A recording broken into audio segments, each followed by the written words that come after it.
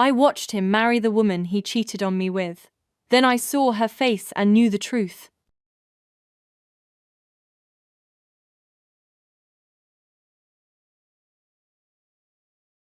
My name's Violet Carter. I'm 35, living in a quiet suburb just outside Portland, Oregon. I work as a payroll specialist at a mid-sized biotech company. It's not glamorous, but it pays the bills. Home used to be a one-bedroom condo filled with calm. No screaming kids. No dogs. No cows. Just me and my husband, Josh Turner, same age, clean cut, always in crisp white shirts and cologne that screamed, "I'm expensive." He worked as a regional sales manager for a commercial real estate firm.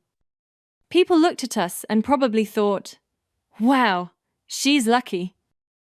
Yeah, if only they knew how dead it felt in that house. The 12th of June was supposed to be special. Our 8th wedding anniversary. Also Josh's 35th birthday. I took half a day off. Drove across town to grab his favorite red wine. Even stopped by that fancy butcher in Southeast to get Wagyu short ribs. He always said that was his dream dinner. I'm not exactly Gordon Ramsay, but I did my damn best. Hung fairy lights out on the balcony. Ivory tablecloth. Silverware laid out like we were on a cooking show. Cake in the fridge, custom made.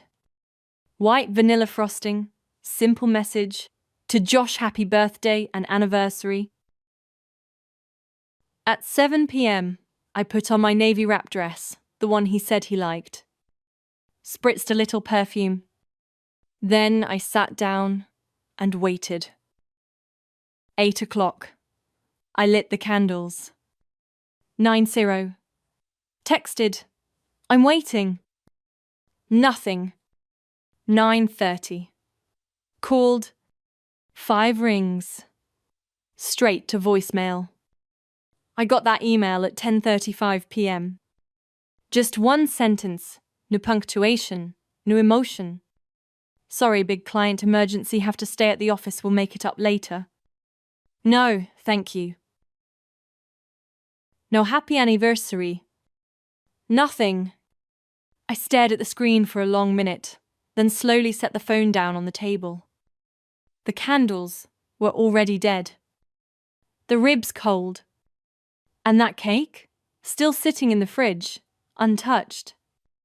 I stood there frozen under the soft gold light of our dining room, still holding the napkin I had folded just for him. Not crying. Just hollow. Something inside me shifted that night, like a slow crack forming in glass. I packed everything up, boxed the meat, unplugged the lights, wiped down the table like it was any other day. No one ate. No one celebrated. Because no one showed up. Around midnight, I finally lay down on our bed, still in that wrinkled navy dress, mascara smudged but dry. I kept trying to sleep, but that cold, empty email kept slicing through my brain like a dull knife. It wasn't the first time Josh came home late. Not the first time I waited until my back ached and the food went cold. But this time felt different. I waited until my back ached and my chest felt bruised from holding my breath. But something about that night, it didn't just sting. It warned me, like a quiet instinct whispering down my spine, something's not right. The next morning, I got up early and went to work like it was any other Thursday. Same coffee, same desk, same routine. But all day nothing. Not a text, not a missed call, just silence. I tried calling him again and again, straight to voicemail. It was like I no longer existed. Around noon, the anxiety took over, and I did something I never thought I'd have to do. I called his office. The receptionist hesitated. Then she said, "Oh, Josh resigned 3 days ago. 3 days ago. No notice, no explanation, not even a forwarding email. My hands started shaking. I was standing in the hallway of my own workplace, surrounded by people who thought I had it all together, and meanwhile my husband had just disappeared. I rushed home after work like my body was moving before my brain could catch up. Every turn felt like driving straight into a tidal wave. I unlocked the door to our third-floor condo, the one we called home for 5 years, and immediately knew something was wrong. The air was too quiet. The kind of quiet that swallows you. My eyes darted to the shoe rack by the door. The second row was empty. His favorite brown leather shoes gone. "Josh?" I called out.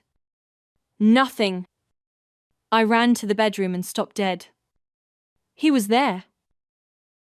Standing in the middle of the room, casually tossing clothes into a duffel bag. A navy suit, a tie, brand new dress shoes still with the tags on. Stuff he never wore to normal meetings. "What are you doing?" I asked, my voice thin. He looked up like I was just a neighbor interrupting his weekend trip. "You're back," he said flatly, and kept packing. I stepped forward. "Where are you going?" "Next state over," he replied, like it was no big deal. "I've accepted a new job in Reno." I blinked. "Wait, you quit your job without saying anything?"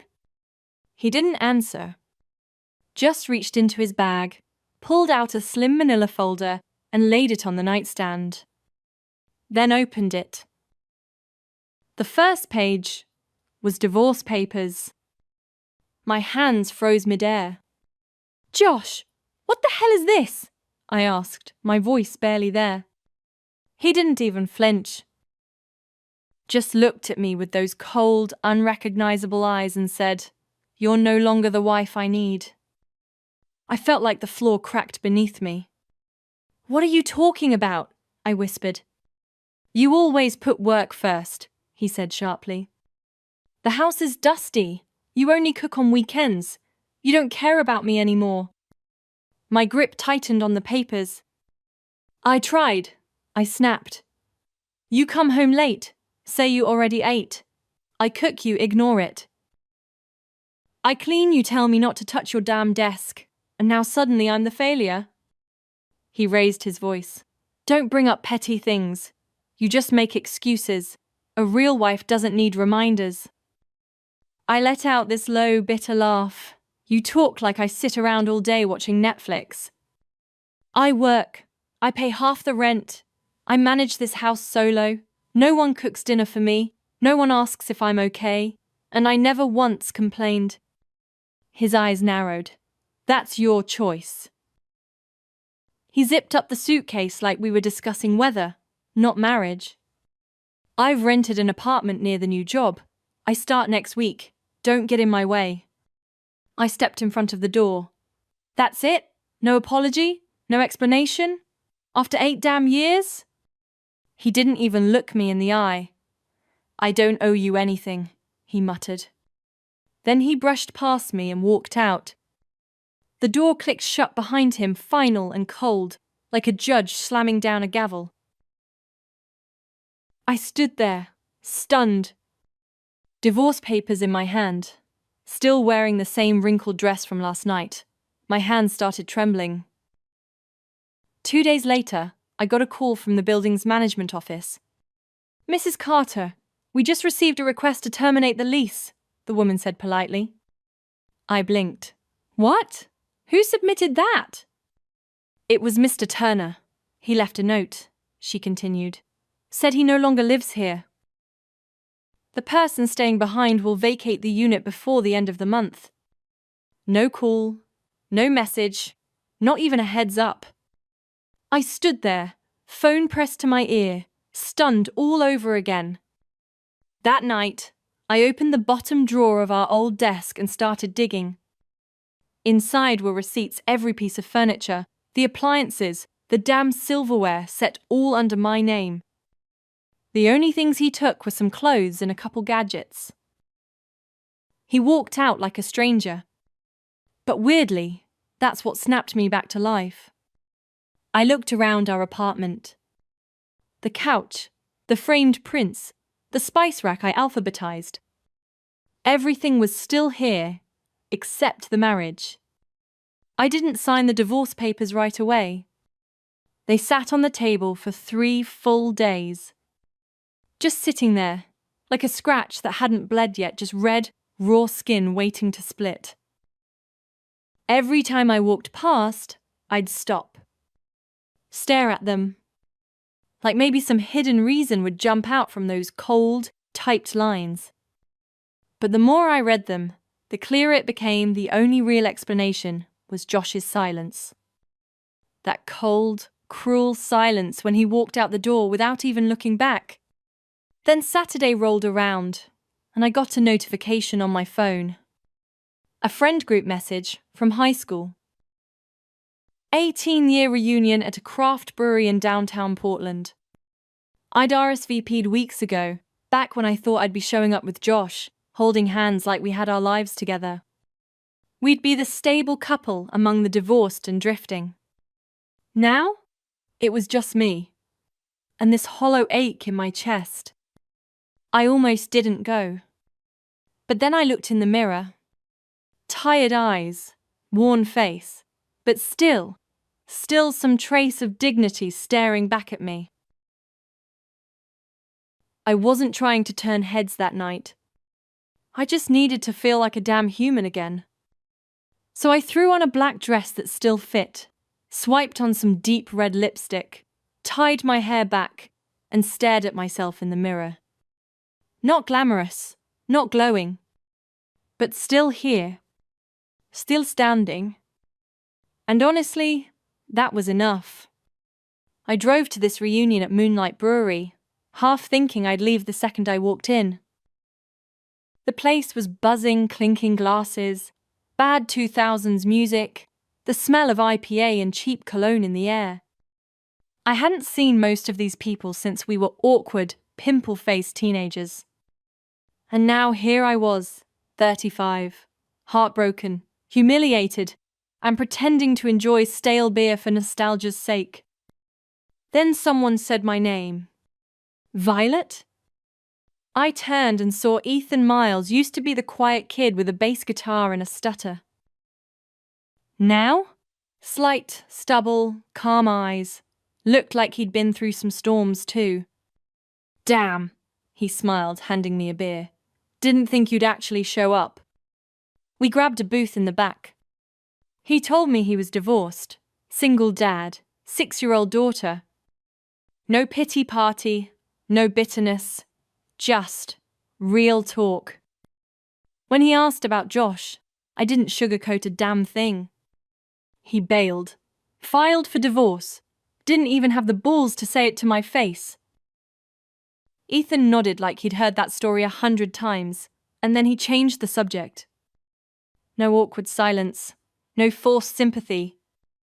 Just moved on. I didn't realize how badly I needed that.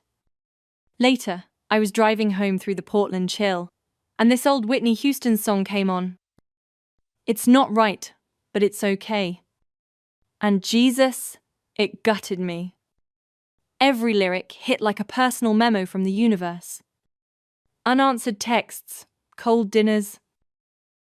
Nights I sat alone, convincing myself I just needed to be more patient, more understanding, more whatever the hell he never appreciated. But in that moment, something inside me snapped, not in a rage way, but in a wake-up way.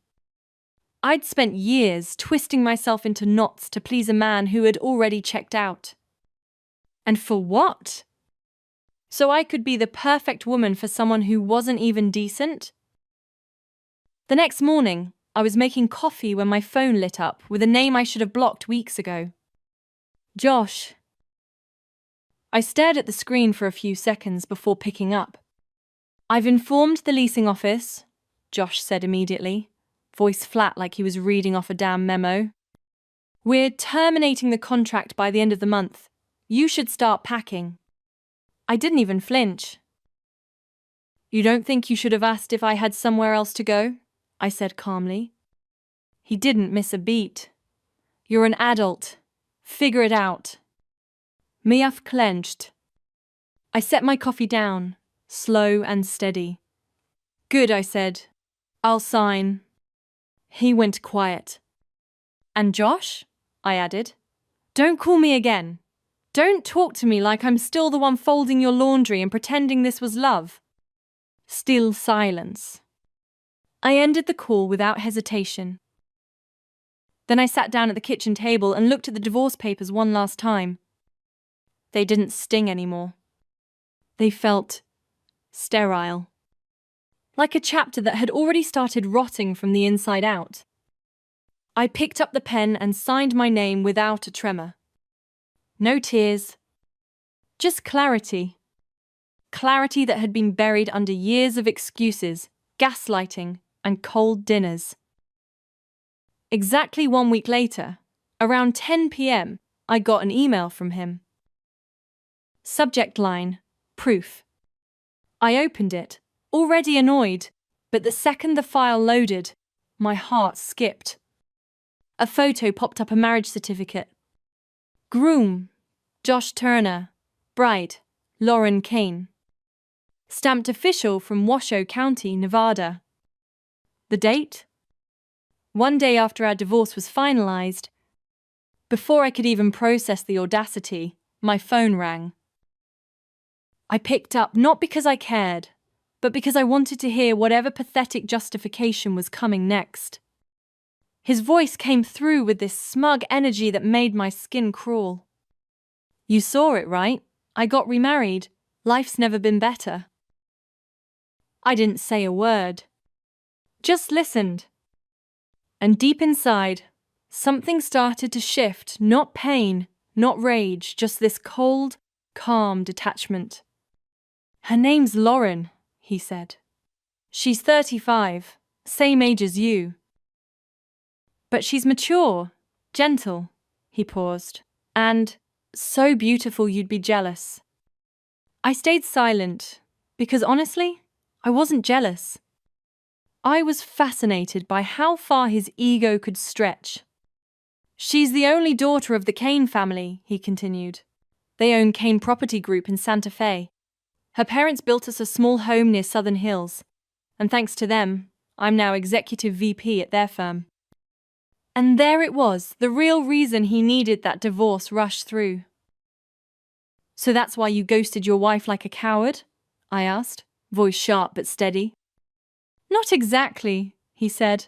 I just couldn't keep living with someone who always put her job before her marriage, someone who forgot how to be a wife. I actually laughed. And what, your new wife stays home and bakes muffins in heels? She chose to take care of the home, he said, like he was reading from some twisted 50s handbook. And we're expecting a baby girl. She's 3 months pregnant. Each sentence was like a dull knife, cutting not because it hurt, but because it confirmed just how far gone he really was. I didn't feel heartbreak. I felt this strange, hollow stillness. After I hung up, I sat there with that name echoing in my head, Lauren Kane. It wasn't unfamiliar. I opened Facebook and typed it in. Her profile came up immediately, soft blonde waves, piercing blue eyes, that curated Instagram model smile that makes people feel 2 inches tall. I started scrolling. 10 photos down, I froze. I knew that face, not the face in the picture, but the one buried beneath the nose job and the lip filler. Back in high school, she wasn't Lauren Kane. She was Lauren Ellis. A shy girl with patchy skin, squinty eyes, a crooked smile, and bangs she cut herself. She used to sit in the back row, barely spoke, flinched when people looked at her. She got picked on so bad, I once offered her my extra hoodie just so she could cover up the notes kids taped to her locker. And now, she was married to my ex, living in a mansion funded by Daddy's real estate empire, posing like she belonged on a magazine cover. I stared at that photo for a long time and whispered, "Number freaking way." I opened that wedding photo again, the one Josh had so proudly emailed like it was a trophy. The bride in that picture, she looked nothing like the Lauren Ellis I remembered. Not a trace of the awkward girl with the crooked teeth and permanent hunch. But the eyes? The slight overbite? The way she tilted her head down, even in a posed photo? That was her. You can change your face, but muscle memory doesn't lie. I picked up my phone and called Tasha, my best friend from high school. "Do you remember Lauren Ellis?" I asked. There was a pause, then a laugh. "Remember her? Girl, I still have her yearbook photo. Why the sudden blast from the past?" I told her everything about Josh, the sudden divorce, the magically gifted house, and how he somehow became a damn executive overnight. Tasha didn't even sound surprised. She changed everything after she moved to New York, studied art, then vanished off social media. Word was, she got full facial reconstruction, nose, jawline, eyes, you name it. Went by Lauren Kane after that. Real mysterious energy. She paused, then added, "But her vibe? Still the same. Quiet, manipulative, and real calculated about who she attaches herself to." I didn't say much after that. But in my head, it all started lining up like puzzle pieces. There was even a rumor, according to Tasha, that Lauren got involved with a much older, married architect in Brooklyn, some real estate guy with money, and a failing marriage. "Guess she's been climbing," Tasha said flatly. "New face, new name, same agenda." I had no more questions. That night, I sat in my living room with Josh and Lauren's wedding photos still pulled up. Everything in that frame sparkled: the white dress, the manicured garden, her airbrushed skin and capped teeth. But I could see the layers underneath the filters, the surgery, the performance. And he chose that. After everything I gave, he threw it away for an illusion with a price tag. 1 week after his little brag call, I got a message from an unknown number. It was short. "Violet, are you free? I need to talk. It's serious." I didn't need to guess. I knew exactly who it was. And I didn't respond. 15 minutes later, the phone rang again. Same unknown number. I picked up, not because I gave a damn, but because something told me whatever came next would be juicy. "Lauren gave birth," Josh said right away. "It's a girl." His voice cracked, just a little, then silence. I didn't say anything. I just waited. "She doesn't look like me," he continued. "Or Lauren. Actually, she doesn't look like either of us." I had to press my lips together to stop from laughing. "Maybe she takes after someone on your side of the family?" I said, light as air. "Yeah, I thought that too," he replied, shaky. "But Violet, do you remember when you laughed? That day I told you about Lauren?" His voice shifted, nervous, desperate. "You knew something, didn't you?" I leaned back in my chair, smiling to myself. "I just found it interesting," I said, letting the edge in my voice stay hidden under calm. "Stop messing with me," he snapped. "I did a DNA test, she's mine, but I still don't get it. Why doesn't she look like either of us? I haven't told anyone but you." "You laughed like you knew. Please just tell me." I gave a soft chuckle. "Do you remember your high school graduation album?" Silence on the other end. "I found it while packing the apartment," I said. "Bottom of your desk drawer, covered in dust." "You were digging through my stuff?" he asked, irritation flickering. "No," I replied coolly. "I was cleaning, as you requested. And when I opened that album, I couldn't believe what I saw. A curly-haired boy, squinty eyes, crooked teeth, skin that had lost a war with acne. It took me a minute to even realize it was you. On the other end, Josh exhaled slowly. I could hear the shame seeping in. And it was just getting good. You know, I said slowly, I always wondered why in 8 years you never introduced me to your college friends. Why you pushed for a tiny wedding with no guests from your past. Why there wasn't a single photo of you as a teenager in our entire home. Now I get it. I changed, he said quietly, out of insecurity. No, I replied. You changed because you wanted to erase who you were and replace him with someone shinier. But you forgot one thing. Josh genetics don't give a damn about your Photoshop fantasy. Silence. Heavy. You think I'm ashamed of who I was? He asked, voice suddenly small. No, I said. I think it's worse than that. I think you've built your entire life trying to outrun a version of yourself you never made peace with.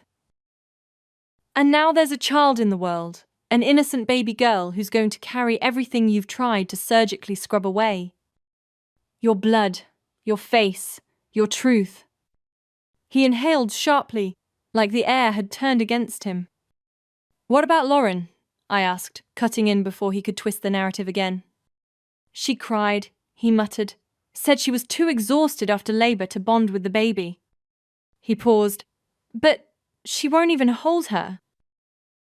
Every time she looks at the baby's face, she turns away. Her mom had to step in yesterday because Lauren refused to even touch her. I don't know what to do. I didn't answer right away. My heart wasn't breaking for him. It was breaking for the little girl already being rejected by the people who brought her into the world. You once told me I failed as a wife, I said quietly, because I didn't sacrifice enough. But let's be honest, the one failing their role now is you. Josh let out this tired sigh like he was about to ask me for advice, but I cut him off. You don't need advice from me, I said, voice steady. You just need to make sure you don't dump your shame onto that baby. She didn't ask for any of this. Then I hung up. Before he could get one more manipulative word in, blocked his number. That was the last time I ever spoke to him. And honestly, there was nothing left worth hearing. Almost a year later, I rarely even thought about him. Not because I forced myself to forget, but because the life I built after him filled every empty space he left behind. I moved into a small, sunny apartment in Eugene, Oregon, 10 minutes from work. Balcony facing the hills, enough light to grow some basil, lavender, and tomatoes. My mornings, peaceful. Not eggshells. No waiting for someone who wouldn't come home. Just me, hot coffee, and silence that didn't feel like punishment. I kept my job, but cut back my hours. Started painting on weekends. Reconnected with old friends. Including Ethan, the guy from the reunion who knew how to listen without trying to fix me. We never labeled it. No, where is this going? Talks. Just quiet afternoons, walks, books, and 2 people who understood what peace actually felt like. I never checked up on Josh. But life has a funny way of delivering updates anyway. One crisp autumn afternoon, I ran into Tasha at a used bookstore. After a quick hug and some chit-chat, she leaned in and whispered, "You haven't heard about Josh, have you?" I shook my head, not curious, just waiting. "Lauren's looking for a divorce attorney," she said. I raised an eyebrow, unsurprised. Apparently, Josh cheated again, this time with some new hire at her family's company. Lauren found out months ago. Stayed quiet. For the kid. I blinked. The little girl? She's almost 3 now, Tasha said. But it gets worse. She pulled up a screenshot from a preschool parent group. There's a new girl in class. Her mom had, full plastic surgery. Somehow the kids found out and started teasing her, saying, "Your mom used to be ugly." The poor kid cried the whole week. I stared at the message. My heart didn't ache for Josh. It didn't ache for Lauren. But that little girl, that broke something in me. To be punished by children for the insecurities of your parents. That was a wound she didn't earn but would carry anyway. Lauren regrets having the baby, Tasha said quietly. Thought the child would come out looking like her after the surgeries, but now it's obvious the kid inherited what's real. I didn't respond.